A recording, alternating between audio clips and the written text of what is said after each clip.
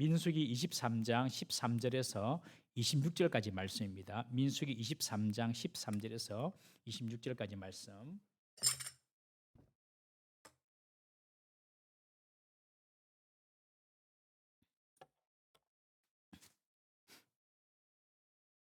민수기 23장 13절에서 26절 말씀 우리 함께 교독합니다. 발락이 말하되 나와 함께 그들을 달리 볼 곳으로 가자. 거기서는 그들을 다 보지 못하고 그들의 끝만 보리니 거기서 나를 위하여 그들을 저주하라 하고 소빔들로 인도하여 비스가 꼭대기에 이르러 7제단을 쌓고 각 제단에 숫송아지와 숫양을 드리니 발람이 발락에게 이르되 내가 저기서 여호와를 만나 뵐 동안에 여기 당신의 번제물 곁에 서서서 하니라. 여호와께서 발람에게 임하사 그의 입에 말씀을 주시며 이르시되 발락에게로 돌아가서 이렇게 말할지니라. 발람이 가서 본즉 발락이 번제물 곁에 섰고 모압 고관들이 함께 있더라. 발락이 발람에게 이르되 여호와께서 무슨 말씀을 하시더냐. 발람이 예언하여 이르기를 발락이여 일어나 들을지어다. 집불라의 아들이여 내게 자세히 들으라. 하나님은 사람이 아니시니 거짓말을 하지 않으시고 인생이 아니시니 후회가 없으시도다. 어찌 그 말씀하신 바를 행하지 않으시며 하신 말씀을 실행하지 않으시랴. 내가 축복할 것을 받았으니 그가 주신 복을 내가 돌이키지 않으리라. 야곱의 허물을 보지 아니하시며 이스라엘의 반역을 보지 아니하시는도다. 여호와 그들의 하나님이 그들과 함께 계시니 왕을 부르는 소리가 그들 중에 있도다. 하나님이 그들을 애굽에서 인도하여 내셨으니 그의 힘이 들소와 같도다. 야곱을 해할 점술이 없고 이스라엘을 해할 복술이 없도다. 이때에 야곱과 이스라엘에 대하여 논할진대 하나님께서 행하신 일이 어찌 그리 크냐 하리로다. 이 백성이 암사자 같이 일어나고 수자자 같이 일어나서 움킨 것을 먹으며 죽인 피를 마시기 전에는 눕지 아니하리로다 하매 발락이 발람에게 이르되 그들을 저주하지도 말고 축복하지도 말라. 발람이 발락에게 대답하여 이르되 내가 당신에게 말하여 이르기를 여호와께서 말씀하신 것을 내가 그대로 하지 않을 수 없다고 하지 아니하더니까. 아멘. 이스라엘 백성들이 광야 생활 40년을 마치고 이제 요단강 동편 모압 평지에 이르렀습니다. 요단강 동편 모압 평지에서 요단강을 건너서 이제 가나안 땅으로 들어가거든요. 요단 동편 모압 평지에 이렇게 있을 때에 그때 모압 평지의 이 왕인 발락 왕이 지금 이제 이스라엘 백성을 공격하려고 하는 것입니다. 사실 하나님은 요단 동편은 허락하지 않았습니다. 그렇죠? 하나님 요단 동편을 하나님께서 허락하신 땅이 아니라 하나님께서 허락하신 땅은 요단 서편입니다. 요단 서편. 요단 동편에 있었던 왕들, 아모리 족속의 시온 왕들, 바산의 옥 왕들, 오늘 나오는 모압의 발락 왕, 가만히 있으면 그냥 뭐 보내주면 돼요. 그런데 그렇지 않았다는 거죠. 하나님께서는 요단 동편 땅은 허락하지 않았습니다. 요단 서편 땅만 허락했습니다. 그런데 이제 전쟁이 일어나가지고 요단 동편 땅도 먹죠. 먹으니까 므낫세 지파 또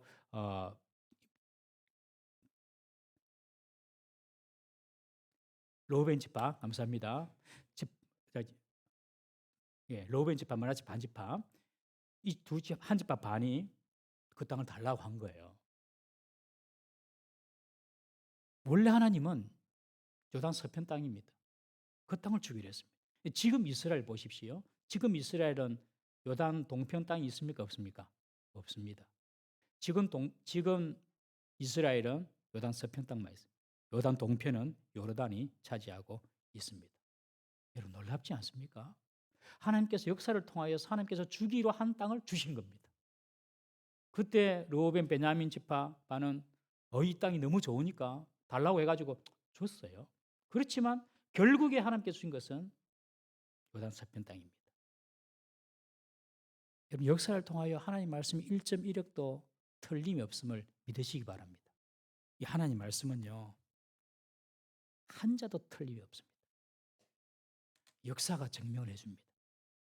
어쨌든 이 이스라엘 백성들이 요단 동편에 잠깐 머물러 있다가 이제 건너가려고 하고 있는데 이 모압 왕 발락이 너무 두려운 것입니다.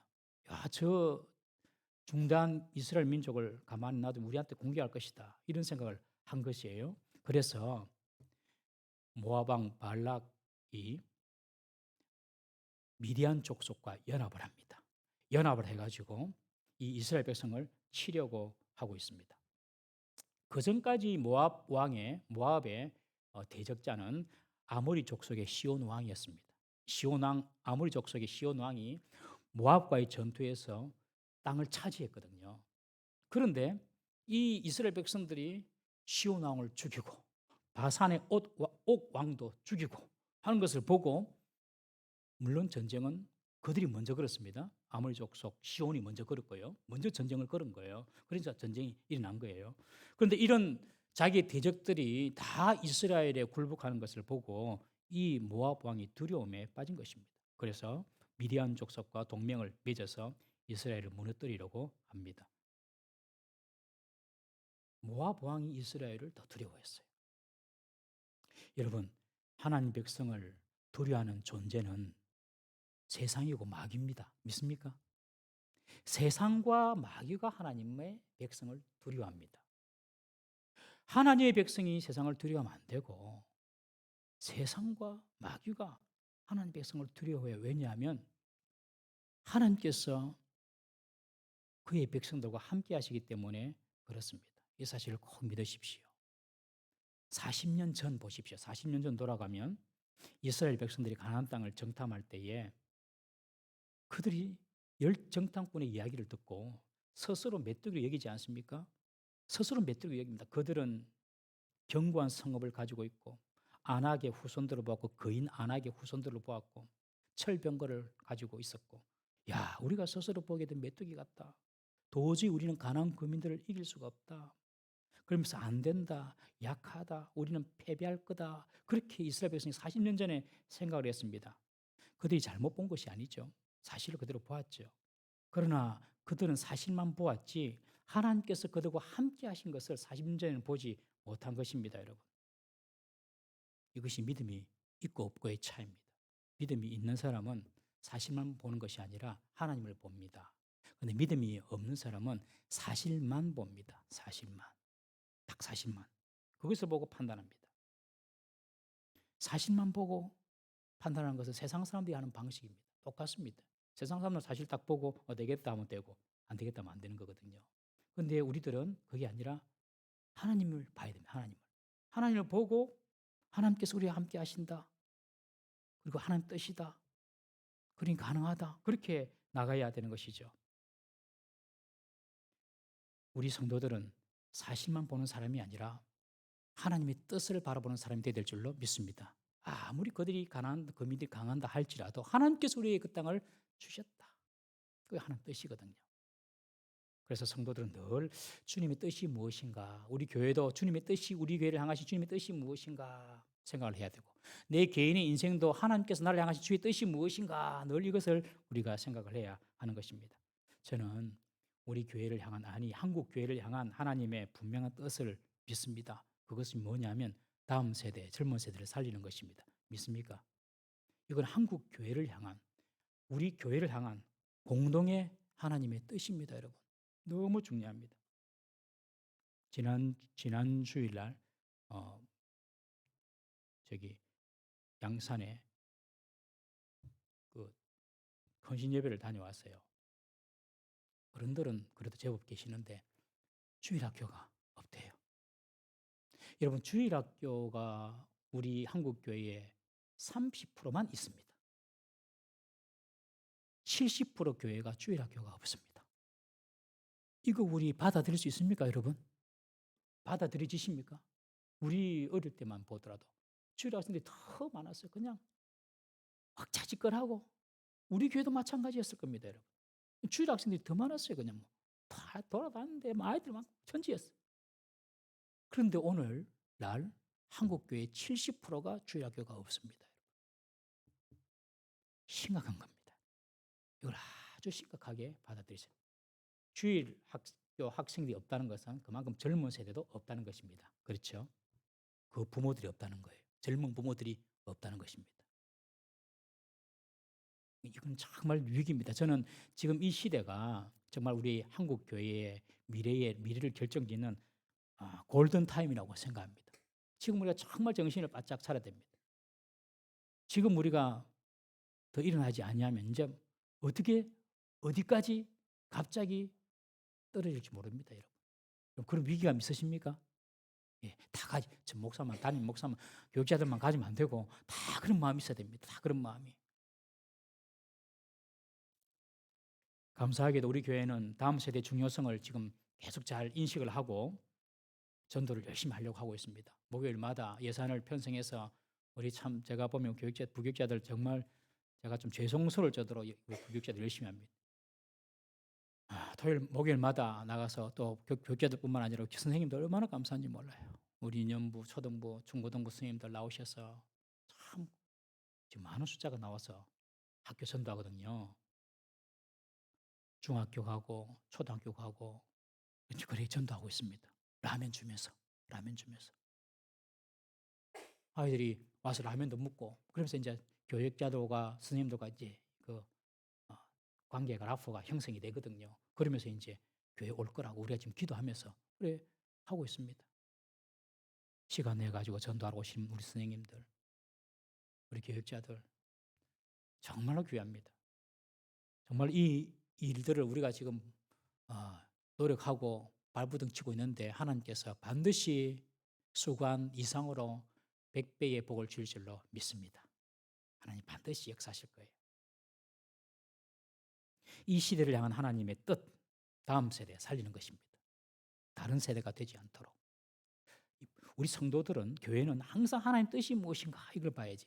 지금 상황, 이 사실만 보고 환경만 보고 결단하고 행동하면 안 된다는 것이죠. 늘 우리는 우리의 현실만 바라볼 것이 아니라 우리를 향하신 하나님 뜻을 찾는 것이 우선임을 믿으시기를 바랍니다.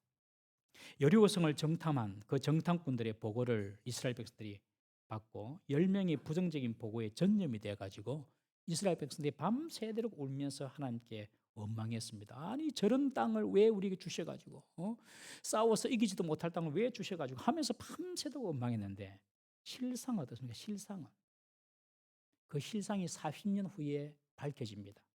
여리고에 사는 기생 라합의 고백을 통해서 그 실상을 우리가 듣습니다. 우리 여호수아 2장 9절에서 11절 말씀 우리 함께 다 같이 읽어보겠습니다. 시작. 말하되 여호와께서 이 땅을 너희에게 주신 줄을 내가 아노라.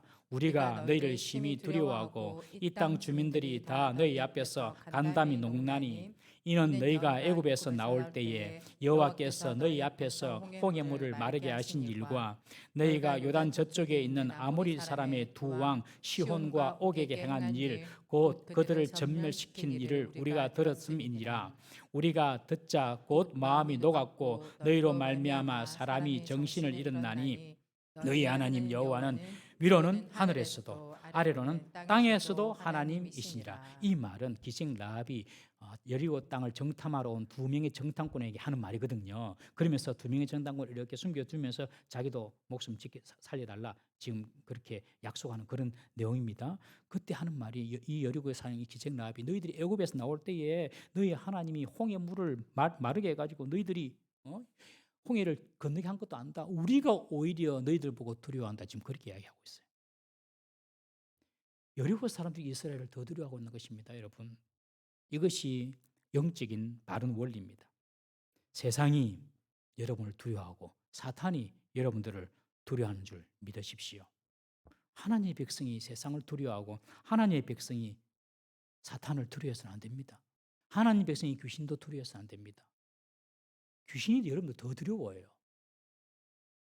더 두려워한다니까. 그러니까 여러분들에게 안 나타나죠, 귀신이.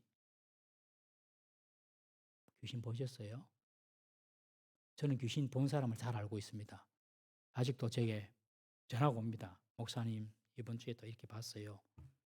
귀신이 니를 너무너무 가짜게 봐서 나타나는 거다. 그랬습니다.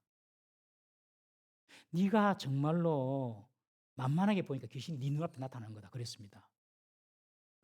말씀 보고 기도하고 예배 청시 드리고 매일매일 집에서 성경 읽고 찬송해라.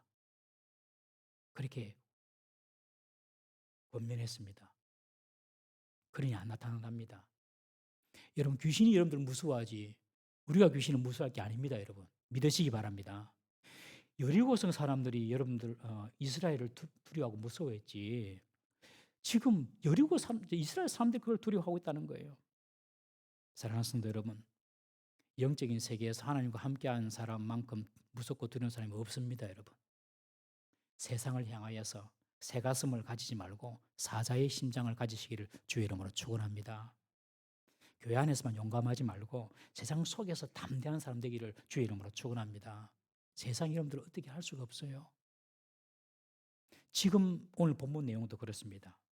이스라엘의 진격을 두려워했던 이 모압 왕이 자기가 지금 두려워하고 있는 거예요. 자기가. 그래가지고 이스라엘을 저주하기로 마음을 먹습니다.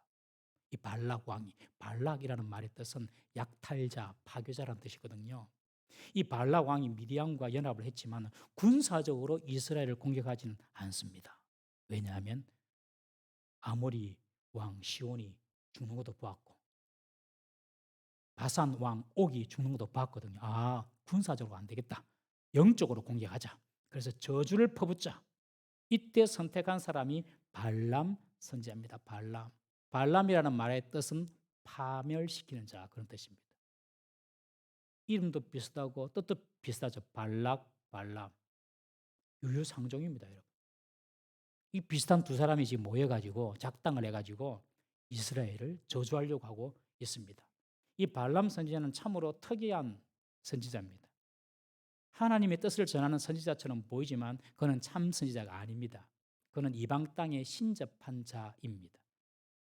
그는 여호와뿐만 아니라 여러 신들을 함께 섬기는 그런 선지자였습니다. 또한 이 발람은 세상의 물욕과 야망에 눈이 먼 선지자였습니다. 그런데 하나님은 이런 악한 진짜처럼 보이는 가짜 신접자, 선지자도 당신의 뜻과 당신의 약속의 신실함을 나타내는데 사용하십니다. 여러분, 악한 자도 하나님의 사용하심을 믿으시기 바랍니다. 오늘 새벽에 우리 서 목사님께서 설교하실 때에 예를 하나 들었잖아요. 어떤 사람이 막 일이 꼬이가 안 돼가 점을 치러 갔는데 그 점 치는 사람이 니는 예수님 믿어라. 그래가지고 예수 잘 믿고 있다고. 그것은 하나님께서 그 접신한 그 사람도 하나님께서 사용하신 겁니다. 그 사람을 구원하기 위해서, 점치러 온 사람을 구원하기 위해서. 여러분 이거 아셔야 됩니다. 하나님은요 악한 자도 쓰십니다. 하나님 뜻으로 확 이렇게 어느 순간 또 일시적으로 하나님의 그 뜻을 위하여서 쓰시는 거예요. 지금 발람이 그렇게 쓰임 받고 있는 것입니다. 발락 왕이 두 번이나 발람을 찾아갑니다. 이스라엘 저주할 것을 부탁하기 위하여. 그러나 처음에는 이 발락 왕의 요구를 발람 선지자가 거절했지만은 이 발락 왕이 많은 금과 은 복채를 가지고 오고 그리고 내가 그들을 높여서 크게 존귀하게 하고 그대가 내게 말하는 것은 무엇이든지 내가 시행하겠다. 백지수표를 준 거죠. 네가 무슨 말 하든지 내가 다 시행하겠다. 그 유혹을 받아가지고 결국 이 발람 선지자가 발락 왕이 제안한 이스라엘 저주에 동참하게 됩니다. 성경은 이 발람 선지자에 대해서 이렇게 규정하고 있습니다. 우리 유다서 1장 11절 말씀에서 16절 말씀 한번 11절 말씀 먼저 읽어보겠습니다. 시작. 화 있을진저 이 사람들이여 가인의 길에 행하였으며 싹을 위하여 발람의 어그러진 길로 몰려갔으며 고라의 패역을 따라 멸망을 받았도다. 그리고 베드로후서 2장 15절 말씀, 16절 말씀 한번 읽어보겠습니다. 시작. 그들이 바른 길을 떠나 미혹되어 보올의 아들 발람의 길을 따르는도다. 그는 불의의 삭을 사랑하다가 자기의 불법으로 말미암아 책망을 받되 말하지 못하는 나귀가 사람의 소리로 말하여 이 선지자의 미친 행동을 저지하였느니라. 성경은요, 이 발람은 거짓된 잘못된 선지자라고 분명히 말하죠. 하나님께서 발람 선지자에게 그래 발락 왕의 손을 들어주러 가라라고 허락하신 것은 발람 선지자의 저주를 허락하신 것이 아니라 그가 비록 저주하더라도 이스라엘을 향하신 하나님의 신실하신 약속이 성취됨을 보여주기 위해서 보내신 겁니다. 그 입을 하나님 사용하시려고요. 결국 이스라엘을 저주하려고 한 그 발람의 최후가 어찌 됩니까? 발람의 최후. 미디안과의 전쟁에서 이스라엘 칼에 죽고 맙니다. 여러분, 하나님의 백성을, 하나님의 사람을 저주하고 대적하면요, 그것이 자기에게 임하는 것입니다. 우리 창세기 12장 3절 말씀 읽어보겠습니다.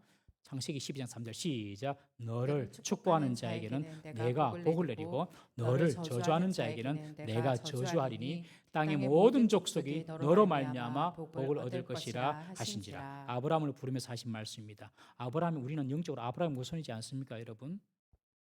하나님의 백성을 축복하는 자에게 하나님께서 복을 주시고 하나님의 백성을 저주하는 자에게 하나님께서는 저주하시는 것입니다. 이 발람이 결국에는 죽습니다. 이스라엘의 칼에 전쟁에서. 이 발람 선지자를 매수한 발락 왕은요, 먼저 발람 선지자를 데리고 산에 올라갑니다. 바알의 산당으로 올라갑니다.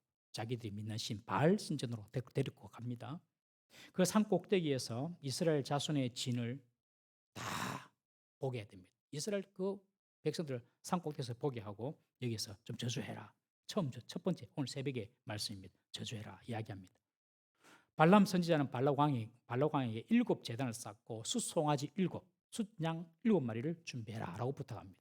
그러니까 7 제단을 쌓고 거기에 각 제단에 한 마리씩 다 이렇게 숫송아지 또 숫양 이렇게 페어로 짝으로 딱 이렇게 제사를 딱 드리고 난 뒤에 발락 왕에게 나는 저쪽에 가서 하나님 뭐라고 하시는지 내가 한번 듣겠다. 당신들은 그 번제물 곁에 서 있으라라고 이야기합니다. 지금 이 제사를 하나님께 드렸습니다. 이 발람 선지의 말은. 그러나 어디서 드렸습니까? 바알 제단에서 드렸습니다. 이것이 발람 선지자의 믿음입니다. 유일하신 하나님만 믿는 것이 아니라 이 신도 믿고 저 신도 믿고 뭐 그렇게 믿는 거예요. 레위기 17장에 보면 제사 규례에 대해서 말을 하고 있는데 성막이 아닌 다른 곳에서 짐승을 잡아서 피를 흘리고 제사를 드리는 모든 행위는 하나님의 뜻이 아니니 거룩한 백성에서 끊어질 것이라고 레위기 17장에 말합니다. 오직 하나님의 성막에서만 피를 흘리고 제사를 드리라. 그런데 이 발람 선지자는 그걸 믿지 않고 그냥 하고 싶은 대로 바알의 제단에서 하나님께 제사를 드린 것입니다. 비슷하게 하나님을 찾는 모습은 비슷한데 영 아니에요. 그것이 바로 오늘날 이단 사이비입니다. 이단 사이비 다 이단 사이비가 성경 가지고 설교하고 그리고 또 이단 사이비가 다 뭐 성경 말씀 가지고 말하잖아요. 그런데 이 발람 같은 선지자들이 바로 이단 사이비입니다. 기독교의 옷을 입었지만 실상은 사탄의 종으로 활동하는 자들이죠. 첫 번째, 딱 예언을 하려고 섰는데 하나님께로부터 받은 말씀을 가지고 발람이 발람에게 말합니다. 여러분들 우리 오늘 새벽 말씀인데요. 한번 보시겠습니까? 오늘 새벽 23장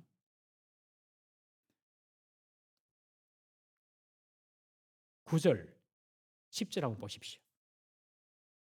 23장 9절 10절. 첫 번째 예언 발람의 예언입니다. 한번 읽어보겠습니다. 23장 9절 10절 시작. 내가 바위 위에서 그들을 보며 작은 상에서 그들을 바라보니 이 백성은 홀로 살 것이라. 그를 여러 민족 중에 하나로 여기지 않으리로다. 야곱의 티끌을 누가 능히 세며 이스라엘 4분의 1을 누가 능히 셀고 나는 의인의 죽음을 죽기 원하며 나의 종말이 그와 같기를 원하노라.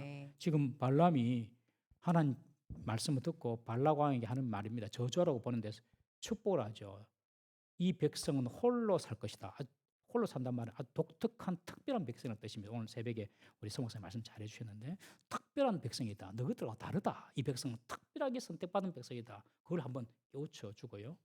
그리고 야곱의 티끌을 누가 능히 세며 이 야곱의 티끌이란 말은 이스라엘 백성을 말합니다. 이스라엘 백성 후손을 말합니다. 누가 능히 세며 이스라엘의 4분의 1을 누가 능히 셀 거라면 4분의 1을 왜 하필 4분의 1일까요, 여러분? 4분의 1, 2분의 1도 아니고 3분의 1도 아니고 왜 4분의 1일까요? 4분의 1을 누가 세겠냐 이 말입니다. 여러분 이 4분의 1이 놀라운 의미가 있습니다. 4분의 여러분들 멘델의 법칙 들어보셨나요? 멘델의 법칙. 멘델의 법칙을 보면은 강낭콩으로 색깔이 딱 다르게 나오니까 이 멘델이 조사를 했죠. 어떻게 교합을 하면 어떤 색깔이 나오고 이거 뭐 유전 법칙인데 그걸 발견한 거예요. 이 멘델이. 그래서 멘델이 우성과 열성의 법칙을 찾아내죠. 우성과 열성의 법칙. 제가 여러분들 퀴즈를 한번 내보겠습니다. 곱슬머리가 우성일까요? 그냥 직모가 우성일까요? 직모가 우선입니까? 그리 많이 알고 계시죠? 곱슬머리가 우성입니다. 그런데 왜 곱슬머리가 많을까요? 직모가 많을까요? 직모가 많거든요. 왜냐하면 열성이 직모고 곱슬머리가 우성이지만은 거기는 억제 유전자가 있어가지고 저도 뭔지 잘 모릅니다. 저도 이게 조사를 통해서 안 겁니다. 억제 유전자가 있어가지고 열성을 보호해준대요. 그래가지고 곱슬머리가 우성임에도 불구하고 직모가 많은 거예요. 다시 두 번째 여쭤볼게요. 대머리가 우성일까요? 그냥 안대머리가 우성일까요? 대머리가 우성입니다. 그런데 왜 이것이 대머리가 더 적고 그냥 이런 머리가 많냐면은 역시 억제 유전자가 있어 그걸 지킨다는 거예요. 다시 또 여쭤볼게요. 쌍꺼풀이 우성일까요? 홀까풀이 우성일까요? 여러분 어느 게 우성일까요? 쌍꺼풀 우선입니다. 그래서 쌍꺼풀하고 홀까풀하고 결혼하면 쌍꺼풀 자녀가 나오는 거예요. 그다음 딤플. 보조개가 우선일까요? 열선일까요? 보조개 있는 것이 우선일까요? 없는 것이 우선일까요? 예, 있는 것이 우선입니다. 그래서 부모 중에 한 사람이 보조개 있으면 꼭 나옵니다. 그런데 이 맨델의 법칙에서 발견한 것이 F2 때 F2 부모, 자녀, 그다음 자녀. F2 때 열성이 나타날 확률이 4분의 1입니다. 3대 1, 우성 대 열성이 3대 1. 그러니까 F2 때 열성이 나올 확률이 4분의 1입니다.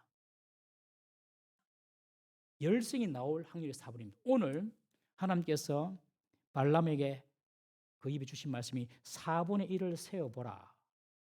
너희들이 그 수도 능히 셀 수 있겠다. 이 말은 이스라엘 백성 중에서 F2, 광야에서 태어난 F2, 광야 세대, 그 세대 중에서 열성, 그것도 우성도 아닌 약한 열성들의 숫자도 한번 세봐라. 너희들이 셀 수 있는가 보라. 와, 저는요 너무 놀라운 거예요. 19세기 와서 이 맨델의 그 우성 열성의 법칙에서 F2에서 4분의 1이 열성이 나온다는 이 법칙이 성경에 지금부터 3,500년 전 이미 하나님께서 아시고 이스라엘 자손 중에서 F2 중에서 이 세대 중에서 약한 4분의 1, 열성 4분의 1까지 한번 숫자 세어봐라. 그 수도 너희들보다 많다. 놀라운 말씀이죠. 하나님께서 이스라엘 백성을 이렇게 티끌처럼 번성하게 해주겠다. 이런 약속, 이런 축복을 지금 발람을 통하여 하시는 말씀입니다. 그러니 발락이 그 말을 듣고 화가 치밀어 오른 것입니다. 지금 무슨 말하고 있습니까? 내가 지금 저주하라고 보냈는데 지금 축복을 하고 있냐고. 그래서 이번엔 다시 장소를 옮깁니다. 이번에는 비스가 산 꼭대기로 옮겨가지고 이 발람 선지자가 중단 이스라엘 사람들을 보니까 좀 이렇게 두려움이 찾아와가지고 그런 예언을 했는가 보다. 그래가지고 이스라엘 끝트리만 딱 볼 수 있는 그 비스가 산 위로 올라갑니다. 거기서 예언을 하게 합니다. 역시 7 제단을 쌓아라. 그리고 소와 양을 준비해라. 7마리씩 제사를 드립니다. 이번에도 두 번째 예언하는 부분 오늘 본문 이야기거든요. 발람 선지자가 똑같이 이스라엘을 축복합니다. 하나님은 거짓말도 하지 아니하시고 하나님은 후회도 없다. 하나님 후회도 없다. 이 말은 하나님이 선택한 백성은 내치지 않는다. 이 말입니다. 후회 없다. 저는 이 두 번째 발람의 입을 통한 하나님의 축복을 통해 참 은혜를 받았습니다. 너무 큰 은혜를 받았습니다. 하나님 후회도 안 한다. 여러분들 하나님 선택해가지고 하나님 백성 삼았잖아요. 여러분들 믿음으로 고백하잖아요. 아무리 우리가 실수하고 잘못한다 해도 하나님 우리를 절대로 버리지 않습니다. 믿습니까? 후회 안 합니다. 하나님은. 이렇게 말합니다. 두 번째 저주하라고 보는데 이렇게 축복합니다. 이스라엘 자손들이 하나님 앞에 어떠한 죄나 허물도 없다. 그리고 이들은 하나님을 왕으로 섬기는 충성하는 민족이다. 그러니 하나님께서 그들과 함께 하신다. 그리고 하는 말이 하나님이 그들을 친히 애굽에서 이끌어내셨으므로 그들을 들소와 같은 강력한 힘으로 하나님께서 그들과 함께 하실 것이다. 그리고 그들을 암사자처럼 수사자처럼 가나안과 주변의 모든 부족들을 점령하고 지배할 것이다. 뭐 이런 축복을 예언하는 거예요. 이 내용들 다 감사하지만 저는요. 특별히 첫 번째 한 말, 이스라엘 자손들을 향하여서 이들은 하나님 앞에 어떤 죄나 허물도 없다. 우리가 알잖아요. 이스라엘 백성이 40년 동안 어떻게 살았는지. 어떻게 살았는지 알잖아요. 길 가다가 먹을 것 없으면 만다. 먹을 거 없다고, 마실 물이 없으면 마실 물이 없다고, 길이 힘들다고, 돌아간다고 불평하고 원망하고 40년 광야를 전부 다 불평과 원망으로 살아요. 여러분, 불평과 원망으로 살면요, 광야는 영원히 이어집니다. 제 말이 아닙니다. 불평과 원망으로 살면 광야는 영원할 것입니다. 그러나 감사하고 찬양하고 그래버리면 광야는 바로 끝납니다. 할렐루야. 여러분, 너무 광야 오래 있는 거 별로 안 좋습니다. 늘 우리 마음속에 감사와 찬양과 그렇게 표현하면요, 광야 이제 끝납니다, 여러분. 그런데 이 광야 생활 이스라엘 백성들이 우리가 알잖아요. 그렇게 원망하고 불평하고 하나님 대적해가지고 모세도 가나안 땅에 못 들어가고 막 그랬는데, 하나님은 다 그 이방인들 앞에서 뭐라고 말하고 있습니까? 뭐라고? 내 백성들은 내게 허물이 없다. 저는 그게 너무 감동이 되더라고요. 내 백성은 내게 지은 죄가 없다. 우리가 우리 자신을 아는데, 여러분, 우리가 우리 자신을 죄와 허물을 다 아는데, 하나님 우리 딱 보시고 너는 죄가 없다. 사탄에게 하는 말입니다. 마귀 앞에. 이 백성들은 죄가 없다. 내가 내 죄를 아는데요, 이 백성은 죄가 없다. 왜? 내 백성이니까. 왜? 내 아들의 피로, 예수 그리스도의 보혈로 다 그 죄를 씻고 덮었으니까 죄가 없다. 저는 이 말씀이 너무너무 하나님 너무 고마운 거예요. 와, 우리 하나님 이런 분이셨구나, 하나님. 발락 왕에게, 저주하려고 하는 그들에게 내 백성은 저주를 받을 만한 백성이 없다. 그런 죄가 없다. 하나님께서 다 변호해 주십니다. 여러분, 우리가 허물이 많고 우리가 부족함이 많고 죄가 있다 하더라도 예수 그리스도 안에 있으면 여러분, 주님께서 다 우리를 변호해 주시는 줄 믿으십시오. 다 이 사실을 믿으셔야 돼요. 내 죄를 자꾸 보지 말고, 내 허물만 자꾸 보지 말고, 내 죄와 허물을 덮어주신 주님의 사랑과 주님의 보혈을 보시기를 주 이름으로 축원합니다. 하나님은 이스라엘 자손에게 저주를 쏟아내려 했던 그 발람의 입을 막으시고 두 번이나 그의 저주가 변하여 축복이 되게 하십니다. 화가 난 발락 왕은 발람에게 축복도 하지 말고 저주도 하지 마소 하고 경고를 합니다. 이어서 이제 세 번째, 네 번째, 계속해서 발람 예언이 이어집니다. 그러나 결코 발람 선지자는 이스라엘을 저주하지 못하고 계속 축복만 하게 됩니다. 우리는 여기서 두 가지 교훈을 결론적으로 배우고자 합니다. 첫 번째, 여러분, 성도는요, 절대로 저주받을 존재가 아니라는 사실을 믿으십시오. 성도는요, 누가 아무리 저주해도 그 저주가 약발이 없습니다. 여러분들 여러분들에게 저주를 퍼붓는 그런 소리 들어본 적 있으세요? 괜찮습니다. 아무런 약발이 없습니다. 누가 여러분들에게 몹쓸 말을 하고 누가 여러분들에게 악한 말을 한다 하더라도 절대로 여러분들에게 그 저주가 임하지 않습니다. 이것이 하나님의 백성의 특권입니다. 특권. 우리 잠언 26장 2절 말씀 한번 읽어보겠습니다. 잠언 26장 2절 시작.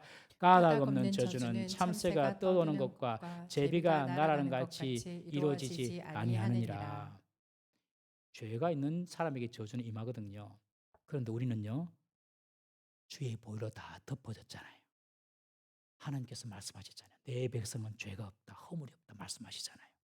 그러니 그리스도 안에 있는 자들에게는 절대로 저주가 임하지 않습니다. 고린도후서 4장 7절에서 9절 말씀 한번 읽어보겠습니다. 시작. 우리가 이 보배를 질그릇에 가졌으니 이는 심히 큰 능력은 하나님께 있고 우리에게 있지 아니함을 알게 하려 함이라.